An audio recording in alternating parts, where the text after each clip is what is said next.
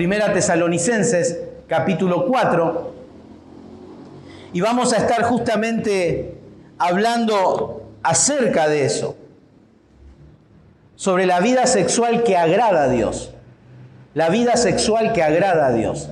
Y vamos al capítulo 4, versículo 3 en adelante, hasta el versículo 8, que es el pasaje que hoy vamos a estar meditando, y dice lo siguiente: porque ya sabéis qué instrucciones os dimos por el Señor. Versículo 3, pues la voluntad de Dios es vuestra santificación, que os apartéis de fornicación. Que cada uno de vosotros sepa tener su propia esposa en santidad y honor, no en pasión de concupiscencia como los gentiles que no conocen a Dios. Que ninguno agravie ni engañe en nada a su hermano, porque el Señor es vengador de todo esto, como ya os hemos dicho y testificado. Pues no nos ha llamado Dios a inmundicia, sino a santificación. Así que el que desecha esto, no desecha a hombre, sino a Dios, que también nos dio su Espíritu Santo. Oramos al Señor. Padre Santo, estamos agradecidos porque tu palabra hoy nos quiere hablar.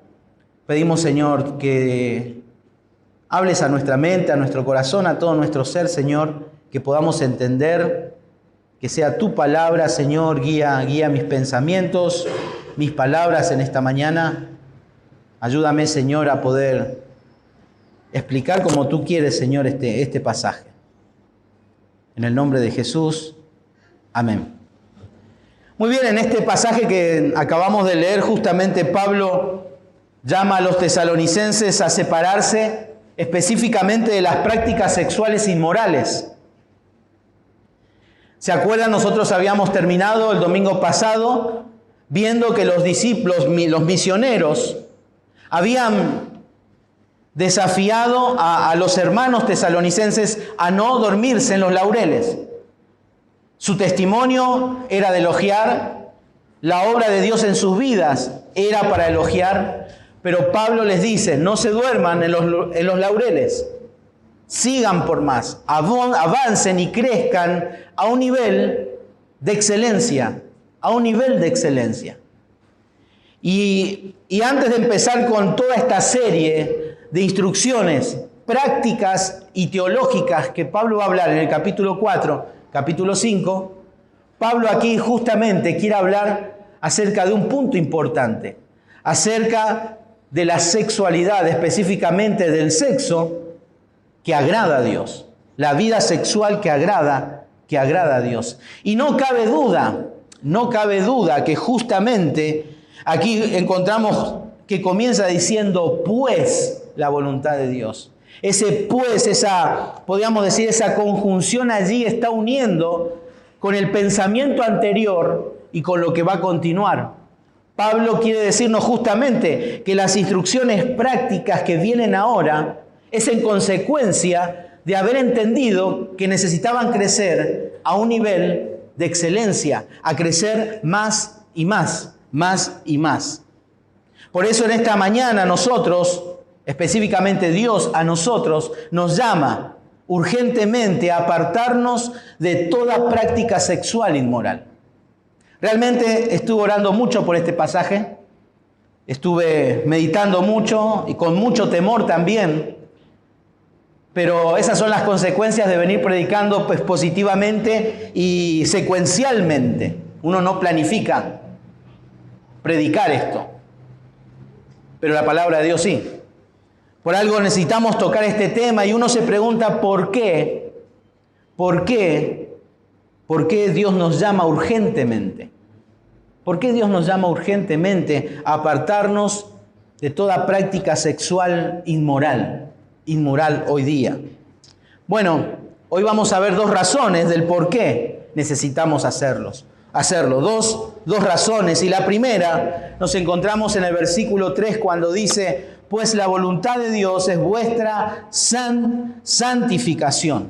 Vuestra santificación.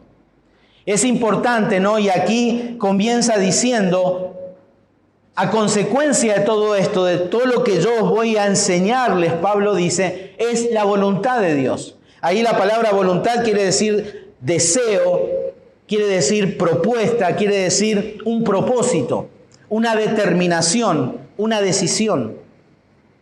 Y pensando justamente en la razón urgente que necesitamos apartarnos de toda práctica sexual inmoral, es porque es el deseo de Dios para todo cristiano. Y esa es la primera razón, es el deseo de Dios para todo cristiano, para todo cristiano. Y antes de seguir con este pasaje, también es necesario aclarar justamente aquí, entender cuál es el énfasis que Pablo quiere dar.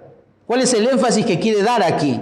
Aquí el énfasis no está puesto justamente en que la iglesia se debe alejar del pecado sexual, sino más bien aquí el énfasis está en que la iglesia, porque Pablo se está dirigiendo a una iglesia, es de vivir en santidad. Ese es el énfasis. Vivir en santidad. Que la iglesia tiene que apartarse del pecado sexual inmoral. Por supuesto que es una verdad.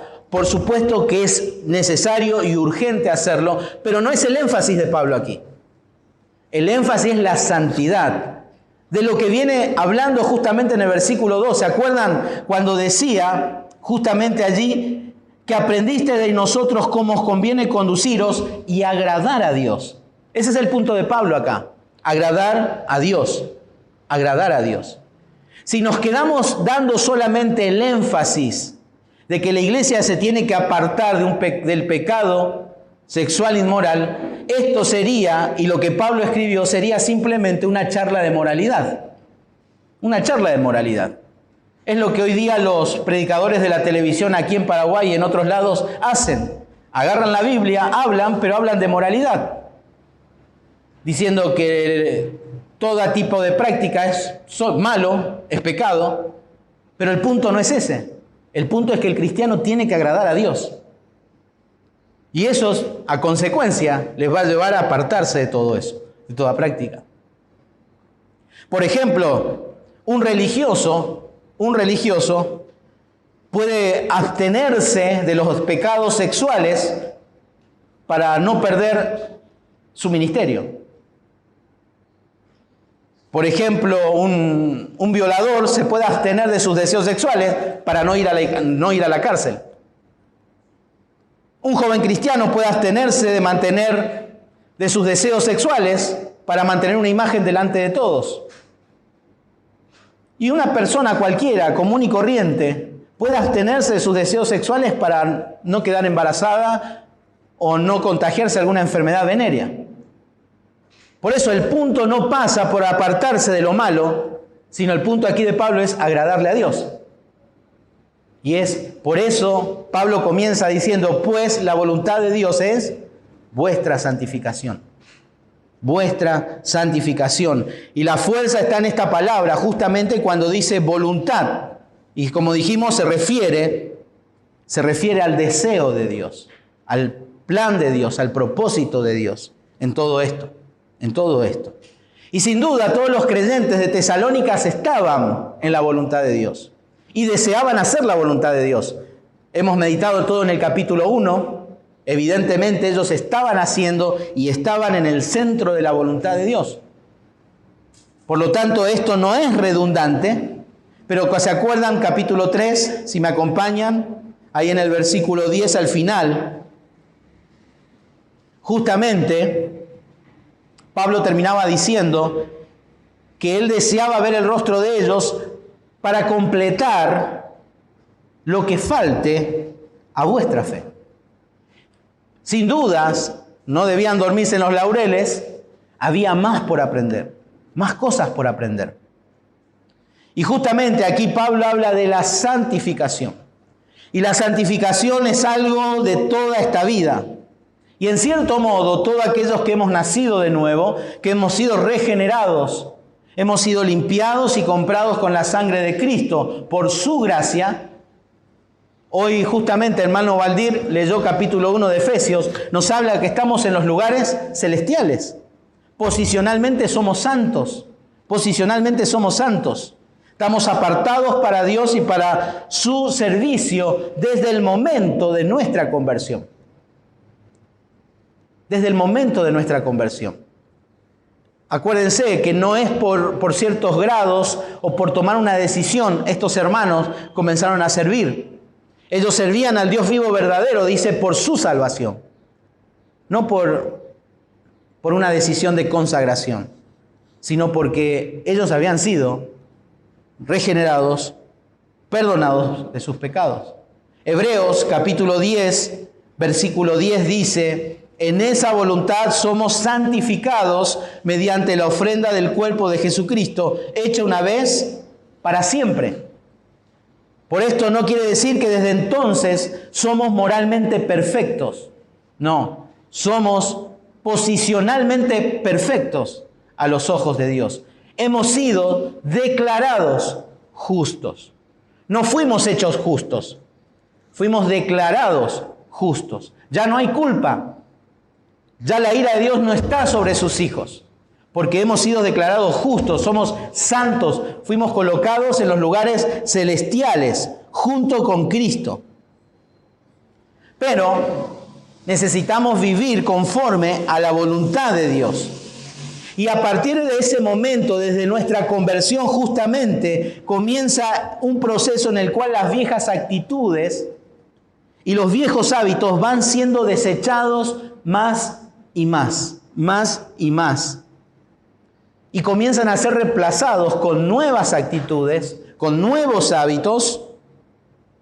Pero este es un proceso largo hasta que nuestro corazón deje de latir y estemos en la presencia de nuestro Señor. De la misma manera necesitamos entender, todos nosotros, sus hijos, que no hay diferencias, no hay grados de justificación, no hay grados de santificación. Una cosa cuando está apartada para Dios es para Dios. No hay vuelta. Cuando algo está apartado para Dios es de Dios. Y no hay posición justamente intermedia. No existe. Uno está en Cristo o no está. Es justificado o es culpable. Pero aunque no hay grados de santificación, es evidente, muy evidente, que puede y debe haber progreso en esa santificación. Aunque ya estamos en Cristo, hay evidencia justamente de la palabra de Dios que nos insta a crecer en nuestra santificación. Fíjense en 1 Corintios capítulo 1, versículo 30. Para entender este concepto que la salvación y la santificación no son dos cosas que se separan. La santificación viene con la salvación. Es parte del combo. Es parte del combo. Fíjense, 1 Corintios 1:30 dice: mas por Él estáis vosotros en Cristo Jesús, el cual nos ha sido hecho por Dios. Está hablando de la obra de Dios de salvación en nosotros. Y aquí dice, ¿qué somos? Sabiduría, justificación, santificación y redención. Todo junto, todo en el mismo combo. Fíjense también en 1 Corintios capítulo 6, versículo 11. Dice allí, y esto erais algunos, mas ya habéis sido lavados, ya habéis sido santificados, ya habéis sido justificados en el nombre del Señor Jesús y por el Espíritu de nuestro Señor. Pablo nuevamente recalca que la salvación y la santificación no son dos cosas separables. Están juntas, vienen juntas. El proceso de la santificación es el resultado directo de la salvación. Es el resultado directo. ¿Somos de Él o no somos? ¿Estamos apartados para Él o no estamos apartados para Él? Pero la palabra de Dios nos enseña justamente que es un proceso. Es un proceso. Filipenses capítulo 2 nos habla justamente de la santificación progresiva cuando dice, ocupaos, ¿en qué cosa? En vuestra salvación. ¿Por qué? Porque en Cristo somos, o en Cristo es sabiduría, justificación y santificación.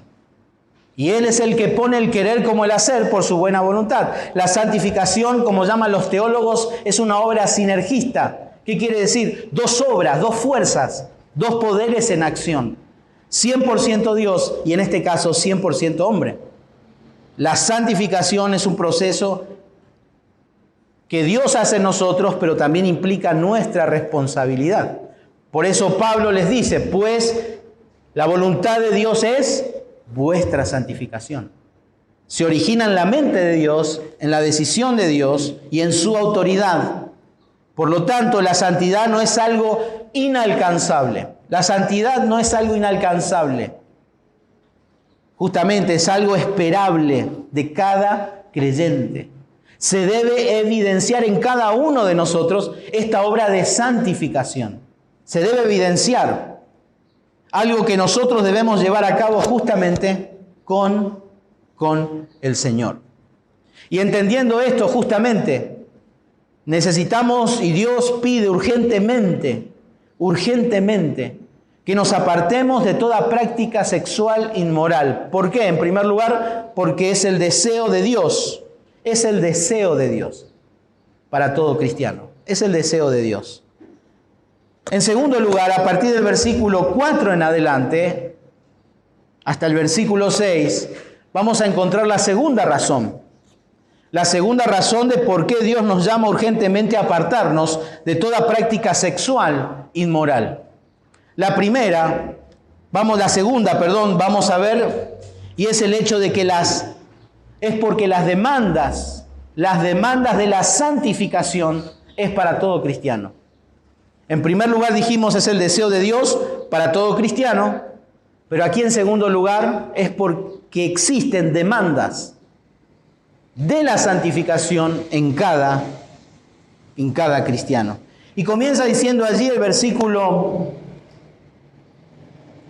3, la segunda parte, terminando, dice que os apartéis de fornicación. Que os apartéis de fornicación. ¿Cuál es la primera demanda? ¿Cuál es la primera demanda de la santificación para cada cristiano? Aquí podemos decir que es vivir separados del pecado sexual. Vivir separados del pecado sexual. Y el apóstol Pablo aquí está dando un sentido de urgencia y declara que la santificación requiere que nos mantengamos lejos, que nos abstengamos, en este caso, de fornicación. Importante entender esta palabra fornicación. En nuestro idioma español, la palabra fornicación está limitado a un concepto, al sexo prematrimonial, la relación sexual antes del matrimonio. La palabra de Dios lo considera un pecado sexual, inmoral. Pero esta palabra fornicación en su idioma original no se limita exclusivamente o solamente a ese tipo de pecado. Se refiere justamente a decir toda clase de actos sexuales que estén en contra de la moral que nos demanda Dios, toda clase, podemos decir también, de desenfreno sexual. Vamos a ver simplemente un ejemplo de esto en 1 Corintios 5, para dar fundamento a lo que queremos decir con esta palabra fornicación. Capítulo 5, versículo 1 dice: de cierto se oye que hay entre vosotros fornicación, y tal fornicación, cual ni aun se nombra entre los gentiles, tanto que alguno tiene la mujer de su padre. Bueno, aquí justamente cuando dice tiene la mujer de su padre, se está refiriendo al pecado de incesto. Pero Pablo, primeramente lo cataloga como, ¿qué dice el versículo 1? Fornicación. Por lo tanto, no se limita a ese punto. Por eso, esta palabra en su idioma original habla de todo tipo de pecado sexual inmoral que uno puede practicar.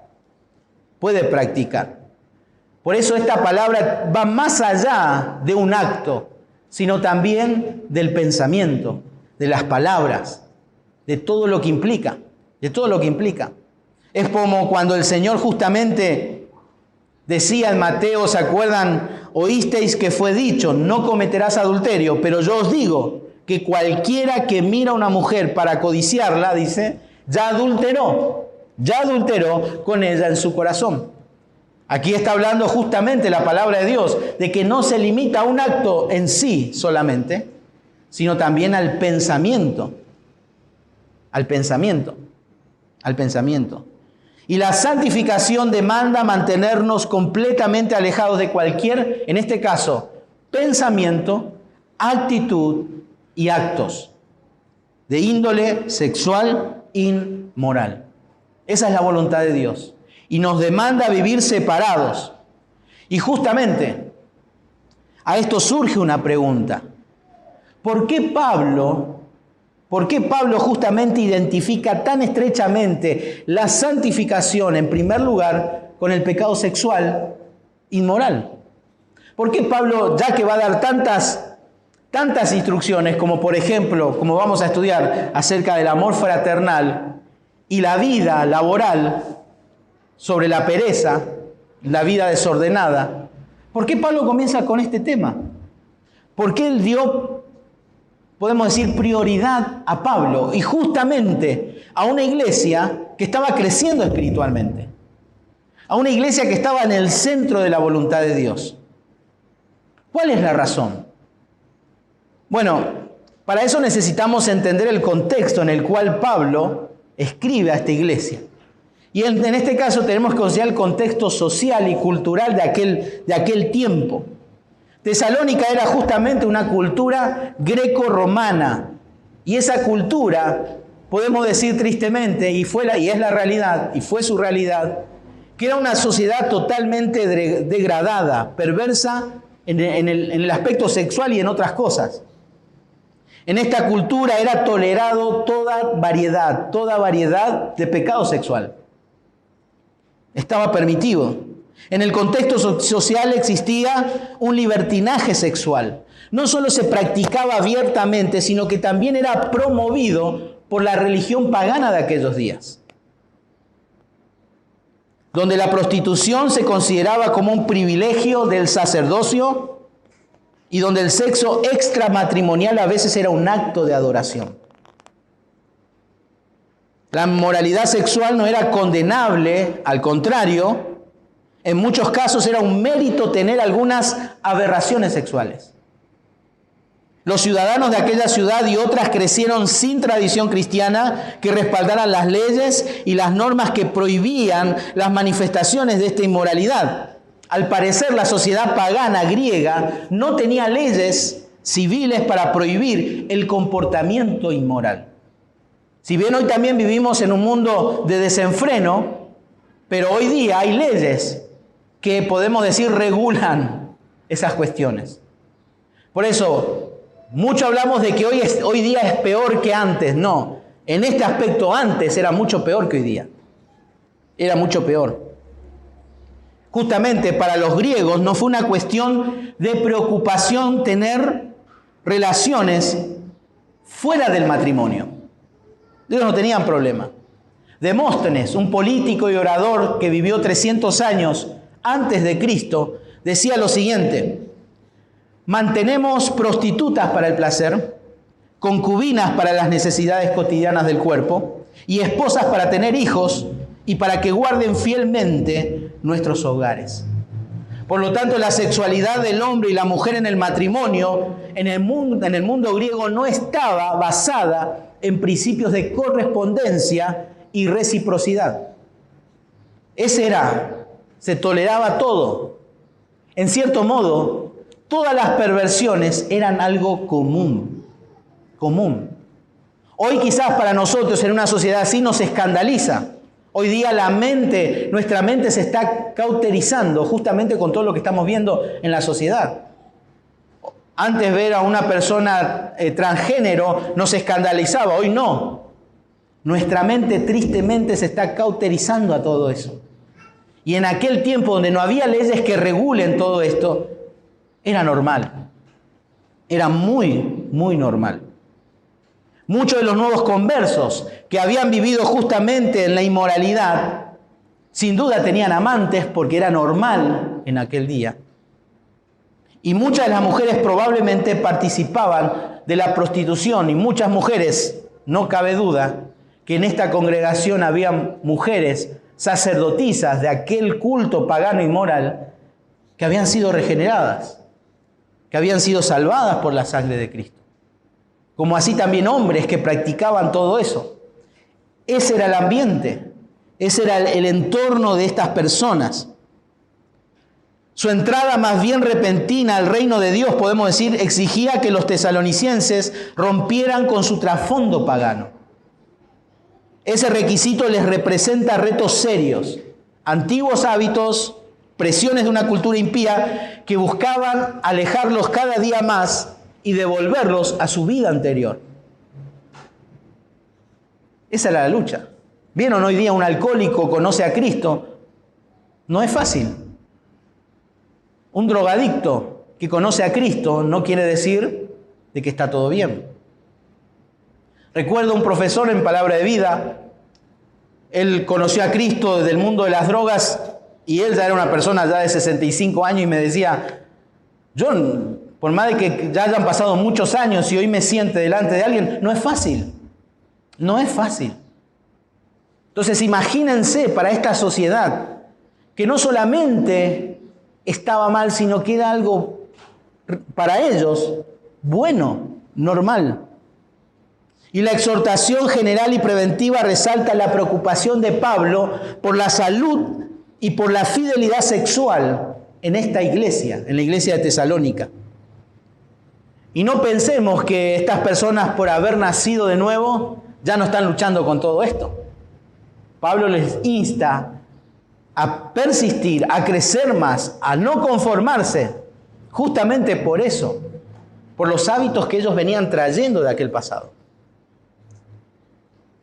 Ellos venían arrastrando y luchando con algo que ya había hecho, digamos, en cierto modo, raíces muy profundas en ellos. Y la abstinencia total del pecado sexual es un deber de la más alta importancia para todos los creyentes. Las Escrituras justamente dejan en claro que las personas que habitualmente se involucran en la inmoralidad sexual demuestran con ellos que no son cristianas. Fíjense conmigo en 1 Corintios 6, 9. Fíjense por favor. ¿No sabéis, versículo 9, no sabéis que los injustos no heredarán el reino de Dios? No erréis. Ni los fornicarios, ni los idólatras, ni los adúlteros, ni los afeminados, ni los que se echan con varones, ni los ladrones, ni los avaros, ni los borrachos, ni los maldecientes, ni los estafadores heredarán el reino de Dios. Punto, paréntesis. Pablo aquí está hablando de un tipo de conducta que persiste. No está hablando de alguien que se emborracha una vez o que cae en una de estas faltas una vez. No está hablando de eso. Pablo está hablando justamente de ¿qué? De una vida continua, de un hábito, de una costumbre en ellos, aceptada en sus vidas. Por eso el versículo 11 dice, y esto erais algunos, mas ya habéis sido lavados, ya habéis sido santificados, ya habéis sido justificados en el nombre del Señor Jesús y por el Espíritu de nuestro Dios. Pero en el mismo capítulo, también indica que hay creyentes que cometen todo esto. 1 Corintios capítulo 6, versículo 15 al 20. Por algo Pablo les dice, huid de la fornicación. Huid de todo tipo de pecado inmoral sexual. Huid. ¿Qué quiere decir eso? Que nosotros los cristianos estamos propensos a todo tipo de pecado, a todo tipo de pecado sexual. Por eso, en primer lugar, es necesario entender esto, que las demandas, que las exigencias de la santificación para todos los creyentes, en primer lugar, es vivir justamente separados del pecado sexual.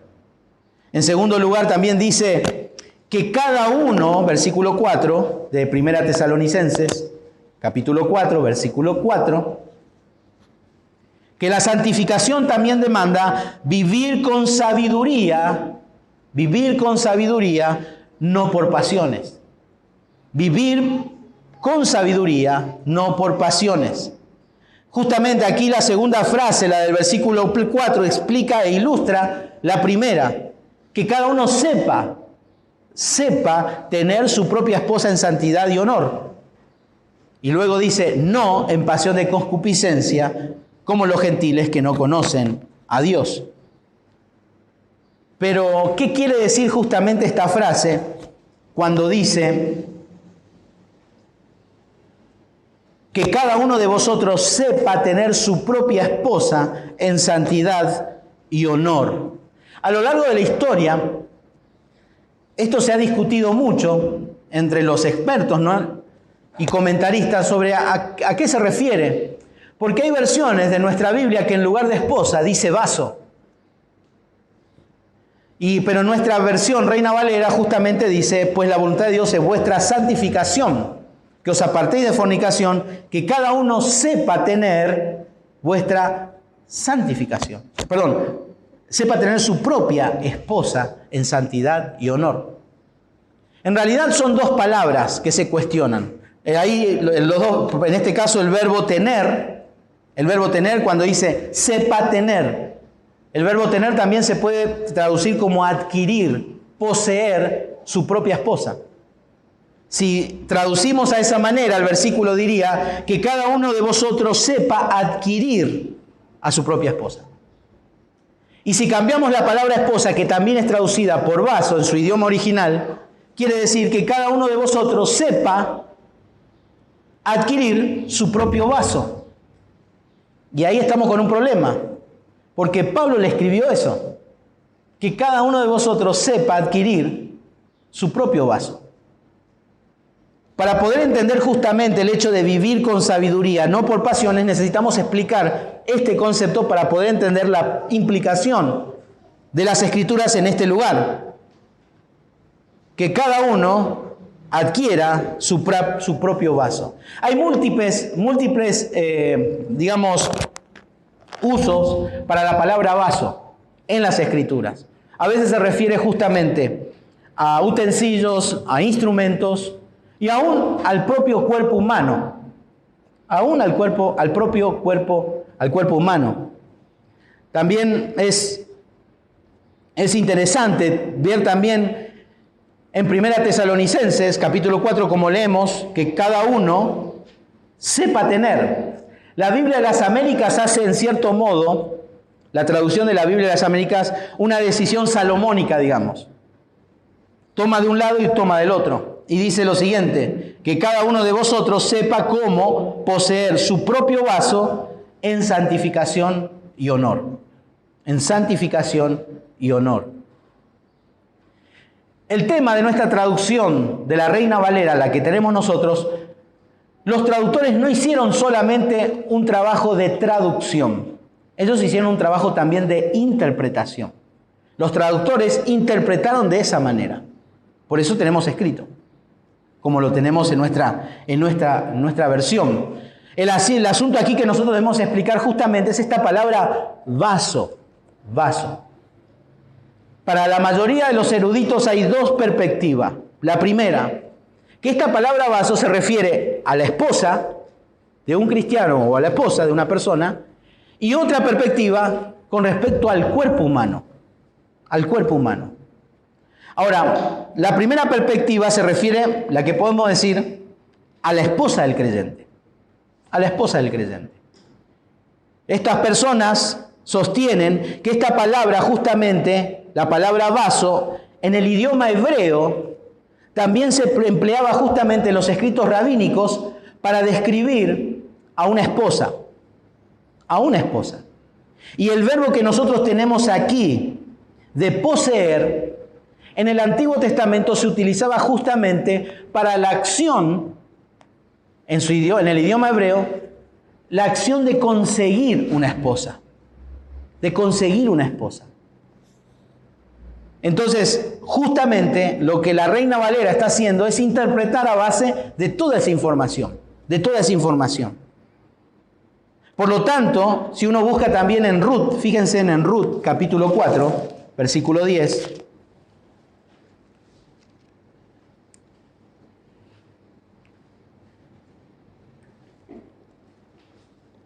Dice, y que también tomó por mi mujer, a Ruth, la moabita. Fíjense, ahí el verbo tomar, justamente es la misma palabra, podemos decir equivalente en el idioma griego a conseguir, a adquirir esposa o conseguir esposa. Ahora, es muy difícil, según esas palabras, interpretar que aquí está hablando justamente de controlar el cuerpo. No hay nada que pueda decirnos eso o adquirir un cuerpo. En segundo lugar, también tenemos que entender, si se habla de la esposa aquí, Pablo justamente en capítulo 7, en 1 Corintios, si me acompañan,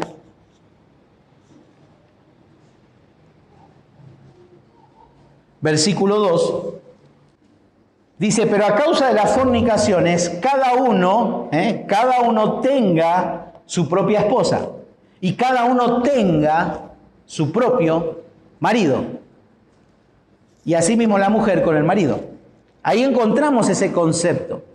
Entonces, los traductores de la Reina Valera están interpretando de esa manera. Están hablando de esa correspondencia o ese equivalente de palabras en el idioma griego al hebreo para interpretar que se refiere a adquirir a su propia esposa. Pero también corroborando con otros escritos de Pablo, diciendo lo siguiente, que cada uno sepa, en este caso, como en el versículo que acabamos de leer, tenga su propia esposa o consiga su propia esposa y las mujeres consigan o adquieran a su propio esposo. En cierto modo, la solución que el apóstol presenta ante las tentaciones sexuales en aquella sociedad no es el dominio propio, sino el hecho de conseguir casarse. Entonces, las personas que interpretan, y que es válido, pensar justamente que se refiere a la esposa. Pero también tenemos otro punto de vista que se refiere justamente al cuerpo. Y Pablo justamente en 2 Corintios capítulo 4 versículo 7 dice, tenemos este tesoro, hablando de nosotros, del cuerpo, en vasos de barro. En vasos de barro. Entonces, esta perspectiva de estos estudiosos también, algunos dicen que no se refiere a la esposa, sino al cuerpo. Al cuerpo. Incluso hay textos bíblicos que emplean la palabra vaso no solo como sinónimo de cuerpo, sino también como un eufemismo del órgano sexual masculino. Justamente ese hecho lo encontramos en el Antiguo Testamento. Ustedes lo pueden leer después en 1 Samuel, capítulo 21, del versículo 4 al 5. Y hay otros factores más que podemos pensar que la referencia de Pablo en este pasaje de 1 Tesalonicense se refiere también al cuerpo.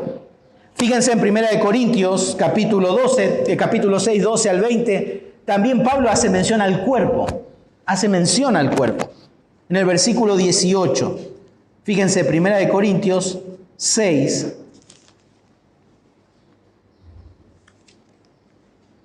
huid de la fornicación. Cualquier otro pecado que el hombre cometa está fuera del cuerpo. Del cuerpo. Mas el que fornica contra su propio cuerpo, peca.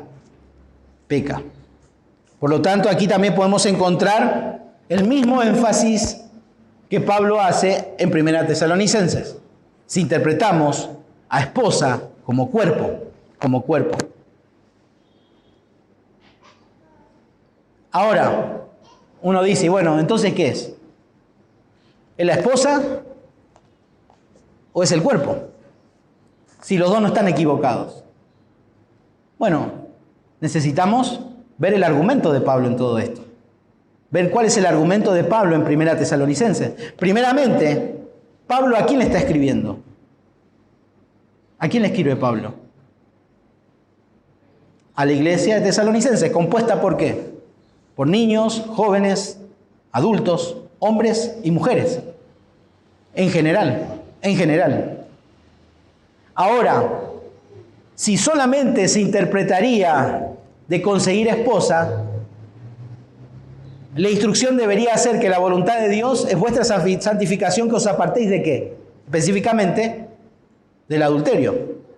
Pero aquí Pablo, acuérdense de la palabra fornicación, es muy amplia.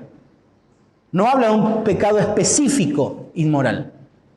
Entonces Pablo está hablando, por lo que vemos en 1 Tesalonicenses, a toda una iglesia, hablando de diversos pecados de este tipo, de todo tipo. Y si solo habla a los esposos, ¿cuál sería el consejo y la instrucción para los jóvenes y las esposas con respecto a este pecado específico que Pablo está hablando? ¿Cuál sería? Entonces, según los datos y la información que nosotros tenemos a base de todo esto, porque también es interesante, Pablo cuando quería hablar a los esposos se refería, ¿se acuerdan? Efesios capítulo 5, vosotros esposos, gracias Humberto, vosotros esposos, vosotros esposas, vosotros hijos, vosotros padres, y él daba una instrucción. Por lo tanto, Pablo aquí está hablando a una iglesia. Pero más allá que si son casados o solteros, la admonición, la instrucción, el mandato es que nos apartemos de todo pecado sexual. Pero por lo que podemos interpretar a base de esta información en esta carta, Pablo se está refiriendo, por las evidencias, al cuerpo. Al cuerpo. Al cuerpo de cada creyente. Que cada uno sepa tener su cuerpo en santidad y honor. En santidad y honor. Ahora, si escuchamos un sermón que hable sobre el matrimonio, no está mal, es la evidencia. Pero a base de la evidencia que nosotros podemos ver aquí es esa. Sepa tener su cuerpo en santidad y honor. Dice, cada uno de vosotros sepa tener su propia esposa en santidad y honor. Por lo tanto, está hablando del cuerpo. Pero fíjense, dijimos que la demanda de la santificación para todo cristiano primeramente es vivir separado del pecado. Pero ahora era vivir en sabiduría y no por las pasiones. ¿Por qué decimos esto? Porque justamente el versículo dice que cada uno de vosotros sepa. Ahí habla de un conocimiento adquirido, de alguien que pudo desarrollar algo porque aprendió y lo estudió. Y Pablo lo que le está diciendo a ellos aquí es que la voluntad de Dios es vuestra santificación, que os apartéis de fornicación, que cada uno de vosotros sepa, y eso habla de sabiduría. No dice, sepa tener su propia esposa en santidad, no en pasión de concupiscencia, no a través de sus deseos, sino también en santidad, gracias Valdir, en santidad y honor. Por eso, volviendo al punto, necesitamos sabiduría para vivir conforme a lo que la santidad demanda a cada creyente. ¿Se acuerdan en Romanos capítulo 12? Romanos capítulo 12, versículo 12:2.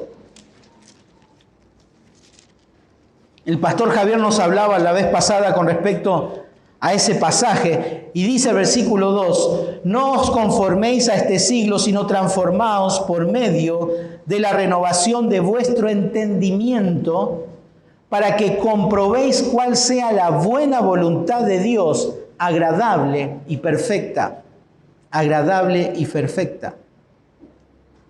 Transformaos por medio de la renovación de vuestro entendimiento.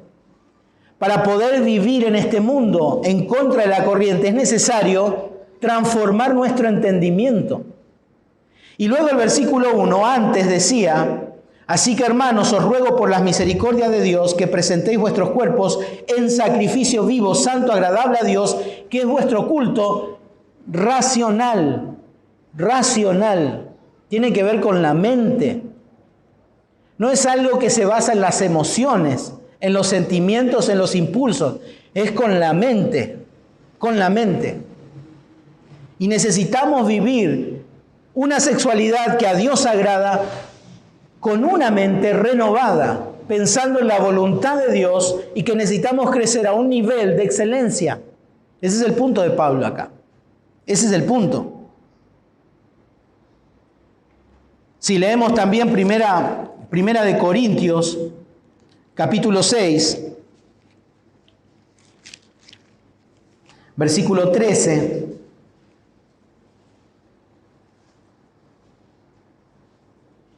Las viandas para el vientre y el vientre para las viandas, pero en tanto el uno como las otras destruirá Dios. Pero el cuerpo no es para la fornicación, sino para el Señor, y el Señor para el cuerpo. Mi cuerpo es del Señor, y para entender esa verdad necesito tener sabiduría de lo alto. Sabiduría de lo alto. Por esa razón también, en Proverbios, cuando habla allí de la mala mujer, en una analogía, hablando acerca del pecado del adulterio y la fornicación, de los pecados sexuales, está relacionado con la sabiduría, con la sabiduría.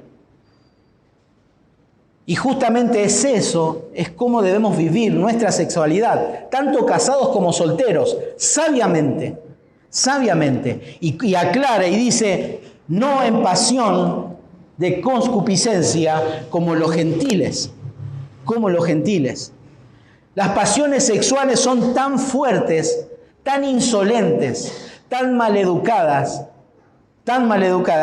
que no respetan ni siquiera el conocimiento teológico que tenemos, ni la posición que podemos tener en el ministerio. Los deseos sexuales no respetan nada de eso, no perdona nada. Y es ridículo pensar que porque vivo en un hogar cristiano yo no voy a caer. Es ridículo pensar eso. Es ridículo. Necesitamos sabiduría. Proverbios capítulo 6, versículos 27 y 28 dice, ¿tomará el hombre fuego en su seno sin que sus vestidos ardan? ¿Andará el hombre sobre sus brasas sin que sus pies se quemen? El tema del pecado sexual es serio, hermanos. Es serio. Y no porque vivimos ya en un matrimonio no podemos caer.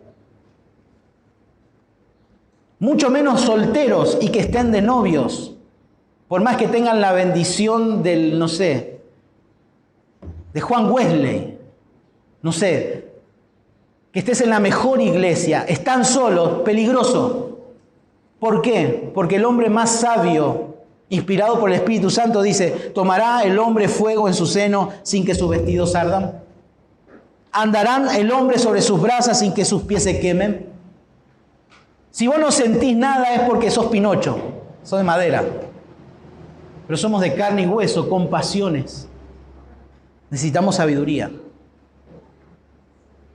Un matrimonio que no se cuida en lo sexual porque piensa que está todo bien, es ignorancia, es necio.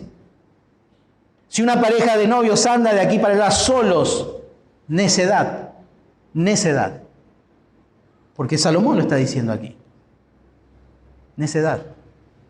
Porque las pasiones son fuertes. El deseo sexual es algo irracional. Es irracional. Y para agradar a Dios con nuestro cuerpo tiene que ser un culto racional. Racional. No en pasión de concupiscencia como los gentiles que no conocen a Dios. No solamente debo vivir separados del pecado, no solamente eso demanda, sino que también nos manda a vivir sabiamente, no por nuestras pasiones, pero también demanda vivir como salvos, no como perdidos. Vivir como salvos, no como perdidos. El deseo incontrolado de la gratificación sexual es típico de los no regenerados. Fíjense Romanos capítulo 1, versículo 24. Dice la palabra de Dios, por lo cual también Dios los entregó a la inmundicia en las concupiscencias de sus corazones, de modo que deshonraron entre sí sus propios cuerpos, ya que cambiaron la verdad de Dios por la mentira, honrando y dando culto a las criaturas antes que el Creador, el cual es bendito por los siglos. Amén. Por esto Dios los entregó a pasiones vergonzosas, pues aún sus mujeres cambiaron el uso natural por el que es contra la naturaleza, y de igual modo también los hombres, dejando el uso natural de la mujer, se encendieron en sus lascivias unos con otros, cometiendo hechos vergonzosos, hombres con hombres, y recibiendo en sí mismo la retribución debida a su extravío. A tal punto llegó el hombre que quiso hacer lo que quiso de su vida y Dios determinó algo. ¿Ustedes quieren eso? Lo suelta. Dios lo soltó a sus pasiones. Esa fue la determinación, el veredicto judicial de Dios para el perdido. Y una persona que lucha grandemente con sus deseos sexuales, nos hace pensar que realmente aún no ha experimentado la regeneración de Dios. Cuando eso va en progresión. Por lo tanto, nosotros los cristianos no podemos seguir viviendo con los mismos patrones de vida, porque estamos en Cristo. Pablo en Gálatas 5:24 dice, pero los que son de Cristo han crucificado la carne con sus pasiones y deseos. Primera de Juan, capítulo 3, versículo 9 al 10 dice, todo aquel que es nacido de Dios no practica el pecado, porque la simiente de Dios permanece en él y no puede pecar, porque es nacido de Dios. En esto se manifiestan los hijos de Dios y los hijos del diablo. Todo aquel que no hace justicia y que no ama a su hermano no es de Dios. Y vamos a repetir otra vez después más adelante este versículo. No obstante, los creyentes podemos cultivar pensamientos inmorales y cometer inmoralidad. Podemos. Por esta razón el apóstol da esta instrucción. Ellos eran regenerados. Dice, ustedes son elegidos, escogidos. Ustedes tienen un buen testimonio. Ustedes son del Señor. No se duerman en los laureles. Pero entiendan que la voluntad de Dios es vuestra santificación, que os apartéis de fornicación. Si está en la instrucción es porque el creyente puede caer. Y no es solamente algo de los perdidos. Es algo también que nos atañe a nosotros. La demanda de la santidad. Vivir separados del pecado. Pero también, en cuarto lugar, vivir con sinceridad, no como provocadores. Vivir con sinceridad, no como provocadores. Versículo 6. Que ninguno agravie ni engañe en nada a su hermano, porque el Señor es vengador de todo esto, como ya hemos dicho y testificado. Comienza aquí Pablo diciendo que ninguno agravie ni engañe en nada a su hermano. Pablo aquí instruye a que ningún hermano se exceda de los límites o se pase de la raya con su hermano. Ahí la palabra agraviar quiere decir eso, que no se aproveche, no abuse del hermano. No abuse, está hablando dentro de un contexto cristiano. Si un hermano abusa de otro, en este caso, de provocar a satisfacerse gratificantemente a sí mismo, engaña, agravia a su hermano, no abuse, no te pases de la raya. Pero también dice la instrucción que tiene que ver también a no tomar con egoísmo y una ambición de ganancia personal, porque dice que nadie agravie ni engañe. Ahí justamente está hablando de eso, de no tomar por egoísmo porque a mí me gusta. No te sobrepases, no abuses, no la engañes o no lo engañes para satisfacer tus deseos sexuales. Eso es lo que Pablo está diciendo. Y el concepto justamente de esta verdad desde la perspectiva de Dios mismo es muy serio. Es muy serio. Vean lo que dice el Señor Jesucristo en Mateo 18. Mateo 18, versículos 6 al 7. El Señor dice, versículos 6 al 7. Y cualquiera que haga tropezar a alguno de estos pequeños que creen en mí, mejor le fuera que se le colgase al cuello una piedra de molino de asno y que se lo hundiese en el profundo del mar. Ay del mundo por los tropiezos, porque es necesario que vengan tropiezos, pero ay de aquel hombre porque viene el tropiezo.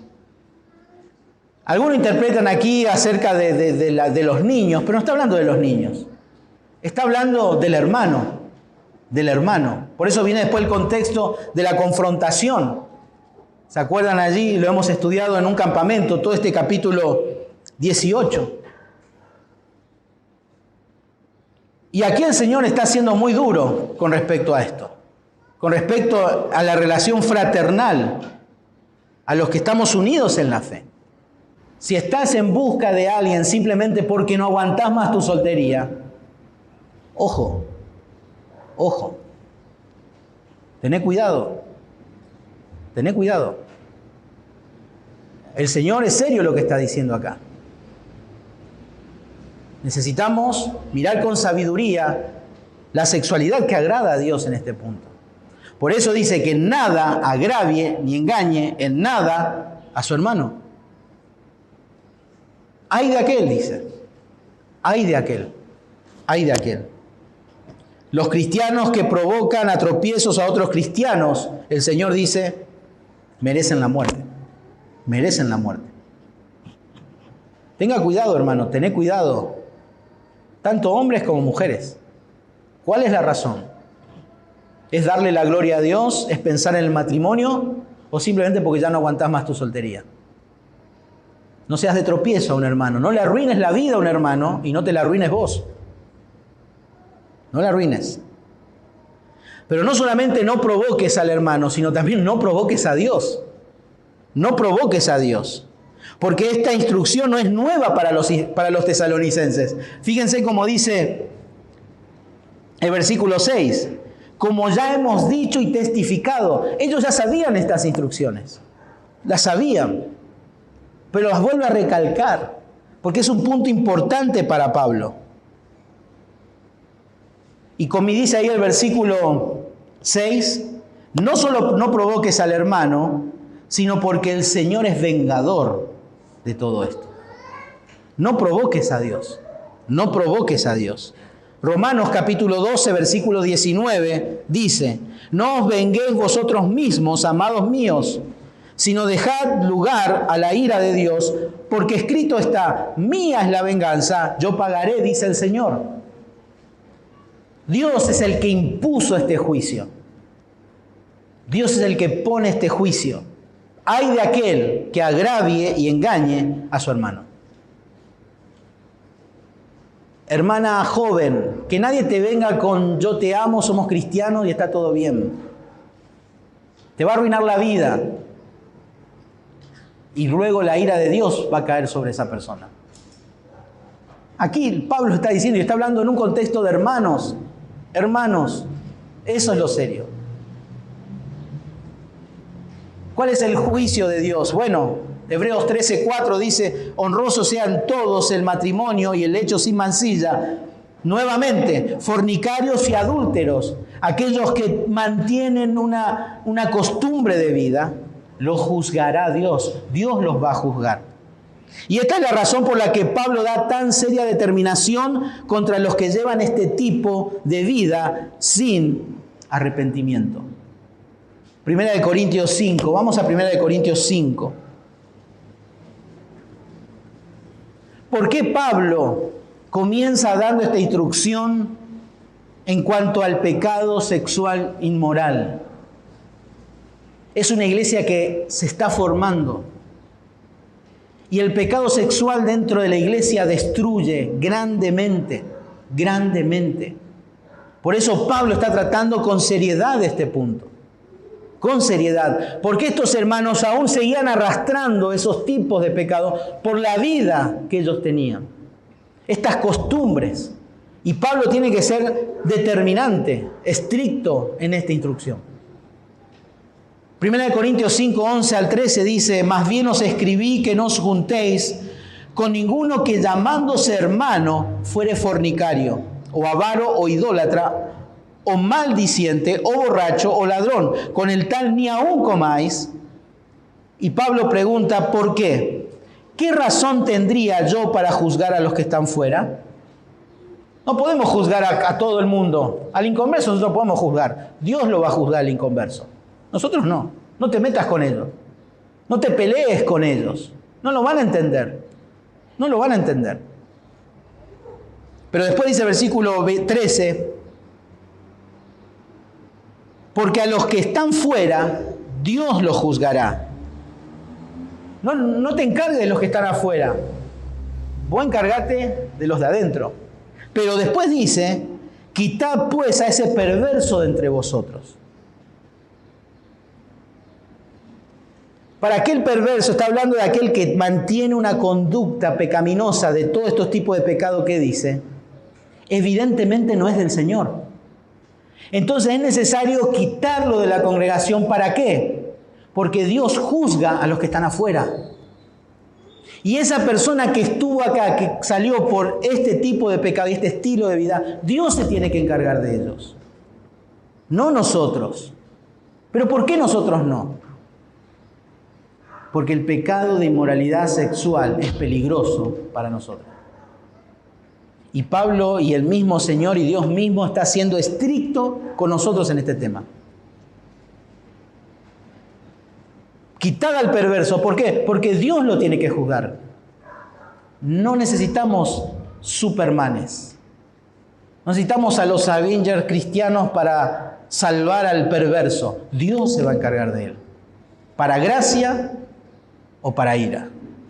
Para gracia o para ira. Dios es juez. Dios es justo.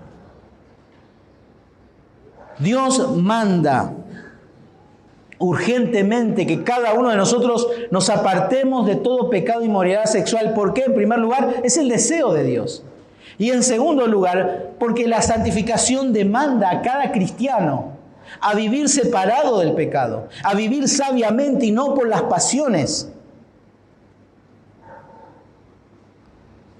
Manda también a vivir con sinceridad, no como provocadores, no como provocadores.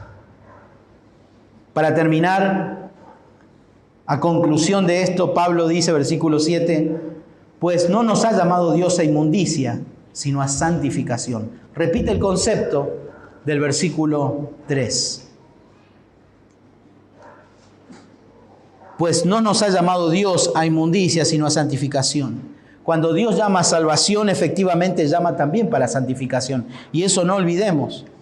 Hemos meditado ayer justamente con los jóvenes en la reunión Efesios 4:1, donde dice, yo pues preso en el Señor os ruego que andéis como es digno de la vocación con que fuisteis llamados. El propósito de Dios es llamar a los suyos a producir un pueblo santo, santo. Primera de Tesalonicenses capítulo 2, versículo 12, fíjense ahí en su Biblia. Dice, y os encargábamos que anduvieseis como es digno de Dios, que os llamó a su reino y gloria. A su reino y gloria. Hermanos, necesitamos dejar de leer Efesios capítulo 2, versículo 8 y 9 y separarlo del versículo 10. Dejemos de leer de esa manera. Efesios capítulo 2 se lee de versículo 1 y en adelante. Pero nunca separemos capítulo 2, versículo 8 al 9 del 10. Versículo 8 y 9 que dice, porque por gracia sois salvos por medio de la fe y esto no de vosotros, pues es un don de Dios, no por obras para que nadie se gloríe. Pero el versículo 10 no se puede separar de eso, porque somos hechuras suyas creados para buenas obras. Si Dios te dio gracia, naciste de nuevo, fuiste creado para buenas obras, y eso es santificación. No podés separar eso.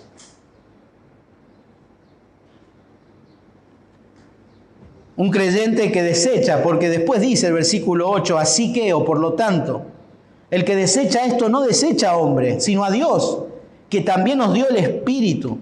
Un creyente que desecha o anule o viole o desprecie este mandato, estas instrucciones, Pablo está diciendo, todo lo dicho en este pasaje, y por ende, lo que él ya les instruyó, como dice en el versículo 6, es rechazar al Espíritu de Dios. Es rechazar al Espíritu de Dios. El querer seguir haciendo tu vida en cuanto a lo que tenga que ver con tu sexualidad es rechazar al Espíritu. Y quiero dejarte estos versículos para que medites en cuanto a esto. Ezequiel capítulo 36, 27. Ezequiel 36, 27. Hablando de la regeneración, hablando del nuevo pacto. Dice, y pondré dentro de vosotros mi espíritu, y haré que andéis en mis estatutos y guardaréis mis preceptos y los pongáis por obra. Fíjense, Dios dice, y pondré mi espíritu y haré que andéis en mis estatutos, guardéis mis preceptos y los pongáis por obra. Dios pone su espíritu en cada uno que ha sido regenerado. Yo les leo, anótenlo, Romanos 8:9. Mas vosotros no vivís según la carne, sino según el Espíritu. Si es que el Espíritu de Dios mora en vosotros. Y si alguno no tiene el Espíritu de Cristo, no es de él. Autor, el apóstol Pablo, guiado por el Espíritu Santo. Primera de Juan, capítulo 2, versículo 27. Pero la unción que vosotros recibisteis de él permanece en vosotros. Y no tenéis necesidad de que nadie os enseñe, así como la unción misma os enseña todas las cosas, y es verdadera y no es mentira. Según ella os ha enseñado, permaneced en él. Tenemos la unción del Santo. Si hemos nacido de nuevo, Cristo ha puesto su Espíritu en usted, en mí. Hemos sido sellados con las arras del Espíritu Santo. Está en nosotros, permanece en nosotros. Y si está en nosotros, ¿cómo podemos rechazar eso? No hay excusa, dice Pablo. No hay excusa para seguir luchando o permaneciendo pecando con nuestras mentes, con nuestros hábitos, de manera sexual. No podemos seguir con la excusa de que no, es muy débil la carne. No, no es débil la carne. Si sos del Señor, tenés al Espíritu de Dios.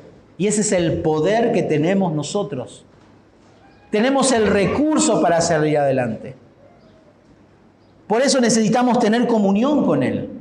Necesitamos orar, necesitamos leer su palabra, necesitamos edificarnos unos a otros, necesitamos tener comunión, necesitamos participar de la cena del Señor, necesitamos adorar al Señor. Necesitamos agarrar todos los recursos necesarios de gracia para no caer en este pecado. Porque destruye el cuerpo, destruye el cuerpo. Y Pablo les está diciendo, huyan, aléjense. No es de cobardes huir. Por algo hay que huir de la fornicación. No la podemos enfrentar. Y si vos decís que está todo bien, vos y ella, bueno, enséñame cómo haces para que no pase nada. Enséñame. Pablo está siendo muy estricto. Jóvenes, chicas y chicos, no arruinen su vida. Y si hiciste algo ya con tu cuerpo, si confesamos nuestros pecados, Él es fiel y justo para perdonar todos vuestros pecados y limpiarnos de toda maldad. Confesale al Señor y actúa en consecuencia. Porque no es, ay Señor, perdóname mi pecado. No, tenés que hacer morir todo eso después. Si hay alguna relación, algún hábito, algún objeto o algo que no te permite, cortalo. Cortalo. Es necesario cortar. Casados. Si bien la implicación habla del cuerpo, aún los casados necesitamos mirar nuestra sexualidad con sabiduría del Señor. Y no tengamos miedo de escuchar esta palabra porque es algo que Dios creó. El Señor dice que Dios creó al hombre y estaban desnudos. Uy, dijo desnudo. Y nos escandalizamos. Dios los creó en intimidad porque es algo de Dios, pero dentro del marco del matrimonio. Cuidémoslo. Si queremos ser de bendición para Dios como iglesia, Pablo en este contexto les habla firme, duro. Pero no estamos lejos a todo eso, hermanos, hoy día. Cada vez está todo más podrido, más degenerado. Necesitamos tener convicciones, sabiduría del Señor para enfrentar una sexualidad que agrade a Dios. Que el Señor bendiga su palabra en esta mañana y que sigamos orando y meditando en estos principios. ¿Oramos?